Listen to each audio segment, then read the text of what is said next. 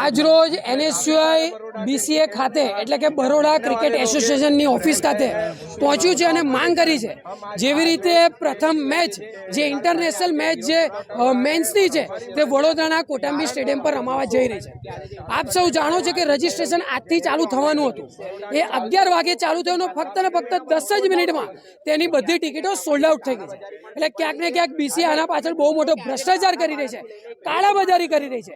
અમારી માંગ છે કે બીસીએ ફરીથી રજીસ્ટ્રેશન ચાલુ કરે અને જે વડોદરાના નગરજનો છે તે વડોદરાના નગરજનોને પહેલા પ્રાયોરિટી મળવી જોઈએ, સાથે સાથે ઓફલાઈનની પણ ફેસિલિટી વડોદરાના નગરજનોને મળવી જોઈએ।